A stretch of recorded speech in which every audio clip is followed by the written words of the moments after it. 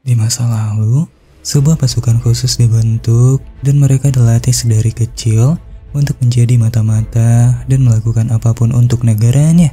Dalam jalan kehidupan militer itu pun akhirnya mendapat tugas utama untuk menjadi mata-mata di Korea Selatan.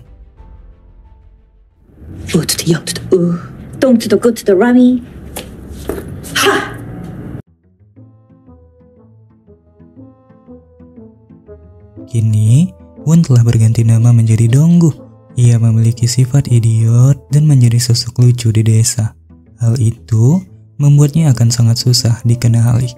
Donggu bekerja dan tinggal bersama seorang wanita tua yang dengan tulus menerimanya. Setiap pagi, Donggu selalu bertemu dengan Yoran, juga adiknya yang tidak suka melihat Donggu tertarik pada kakaknya. Ia juga kerap dihampiri oleh Rin yang merupakan wanita klub malam dan menjadi langganan di tokonya. Dalam kehidupan barunya itu, Donggu selalu berbagi cerita pada Paman Sang yang merupakan senior mata-mata. Malamnya, Donggu kembali melakukan tingkah konyol untuk memantaskan karakternya. Namun dalam misi pembuangan meteor itu, Yoran ternyata melihat dan membuat Donggu sangat malu.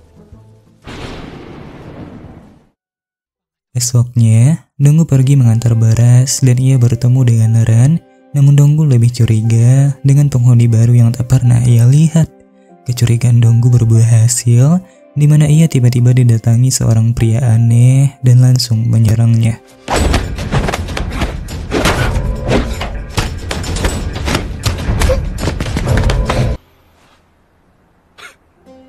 Ternyata, penghuni baru itu bernama Lee dan merupakan teman angkatannya saat masa pelatihan dulu. Lee mendapat tugas penyamaran untuk menjadi seorang artis di Korea Selatan dan mencari informasi dari kalangan konglomerat. Seusai pertemuan itu, Donggu tetap dengan kesehariannya sebagai seorang idiot, juga setia melakukan banyak hal konyol.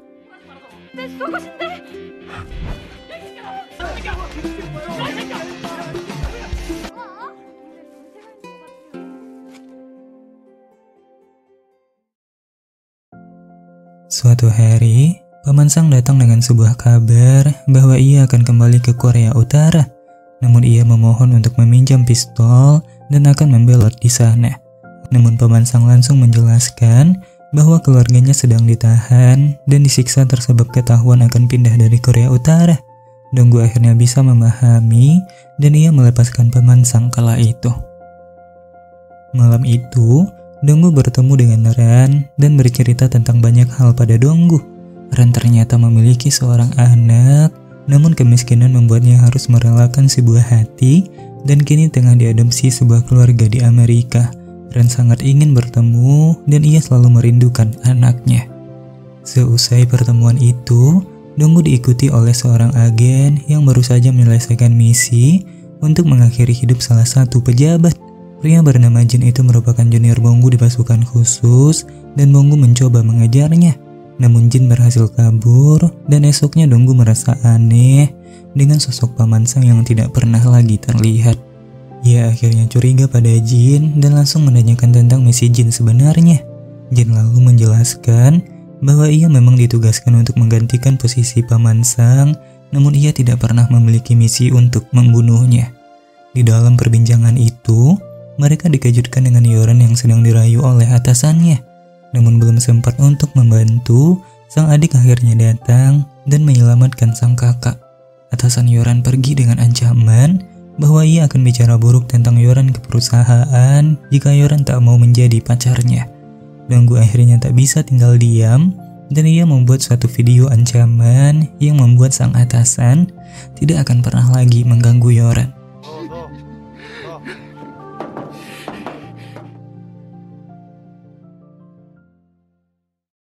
Suatu hari, Donggu berkumpul dengan Lee dan Jin dan mereka bercerita tentang banyak hal. Kegaduhan justru terjadi di mana Ibu Jeon diganggu dan hal itu membuat Donggu sangat marah. Kejadian tetap berlanjut di mana para preman itu marah lalu menghajar anak pemilik toko sampai babak belur. Donggu akhirnya meminta Jin untuk menghajar mereka karena tak mau ketahuan oleh anak pemilik toko. Sementara itu, Korea Utara mendapat titah negara untuk memperbaiki hubungan dengan Korea Selatan. Mereka akhirnya memutuskan untuk menarik semua pasukan dan mau tak mau membunuh semuanya, juga menjadikan mereka sebagai kambing hitam revolusi. Namun Kolonel Kim menegaskan untuk mengirim perintah bunuh diri saja, dan ia akan memastikan operasi itu tuntas, di mana ia akan ke Korea Selatan untuk memastikan semuanya mati. Perintah itu akhirnya sampai pada Bonggu, juga semua mata-mata yang ada di Korea Selatan. Namun Bonggu enggan untuk mengakhiri hidup, tersebab ia ingin memastikan kondisi keluarganya terlebih dahulu. Pilihan itu membuat Jin marah dan mengatakan bahwa Bonggu adalah pengkhianat negara. Di tengah pertikaian itu, Lee akhirnya datang dan langsung menghajar Jin, di mana Lee juga tak ingin mati sia-sia, dan hal itu membuat Jin hanya bisa kabur dan mengatakan akan kembali dan membunuh mereka. Bonggu lalu mengajar Jin dan meminta Jin untuk lebih tenang, dan ia akan mencari cara agar perintah bunuh diri itu dibatalkan. Di sisi lain, perintah bunuh diri itu membuat banyak mayat mata-mata Korea Utara berserakan di jalanan. Kapten So yang bertugas mengamankan mata-mata yang tersisa akhirnya berhasil menyergap Jin lalu menangkapnya. 위치뿐만 아니라 생사까지도 확인할 수 있는 거야. Esoknya, Donggu memutuskan untuk kembali ke Korea Utara untuk memastikan keluarganya di sana. Ia lalu berpamitan pada warga, mengubah penampilannya, juga memberikan semua tabungannya selama ini pada Ran. Ia ingin Ran pergi menemui anaknya yang sangat ia rindukan. Donggu juga berpamitan pada Yoran dan sang adik, dan menasehati Yoran untuk tidak terpaku pada pekerjaan yang membebani hatinya. Ia juga berpesan pada sang adik untuk tidak terlalu nakal dan menjaga sang kakak dengan baik. Berakhir, Bonggu dengan tulus menelpon Kapten So dan memohon agar Kapten So merawat Jin yang nyatanya telah ia anggap sebagai adik sendiri. Mendengar itu, Kapten So akhirnya juga memberikan informasi bahwa Kolonel Kim sedang dalam perjalanan ke Korea Selatan dan akan membunuh mereka semua. Akhirnya, Donggu ditemani oleh Lee pergi menemui Kolonel Kim dan menanyakan tentang keluarga mereka. Namun ia dihampiri terlebih dahulu oleh Paman Sang yang mengatakan bahwa keluarga Bonggu dan mata-mata yang lain telah dieksekusi. Hal itu membuat Donggu kehilangan harapan hingga ia akhirnya bertemu dengan Kolonel Kim juga pasukannya. Dengan dendam dan Kolonel Kim yang ingin membunuhnya, Donggu bersama Lee hanya bisa melawan dengan segenap tenaga dan upaya.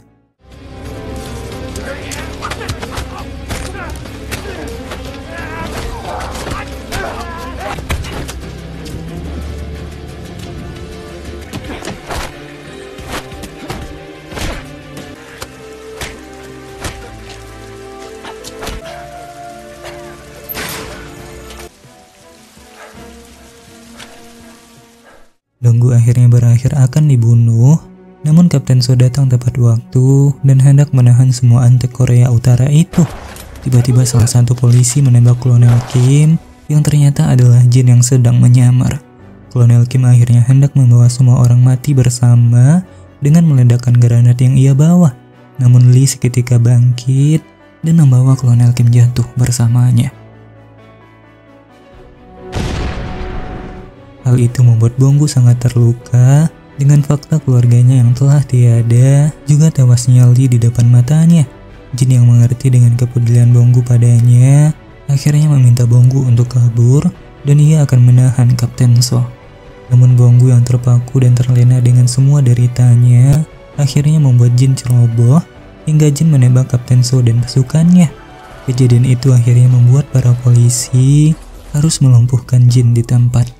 Bonggu yang melihat Jin ditembaki tak bisa tinggal diam, hingga ia memutuskan untuk memeluk Jin dan mengakhiri hidupnya di sana, menemui orang-orang yang ia sayangi.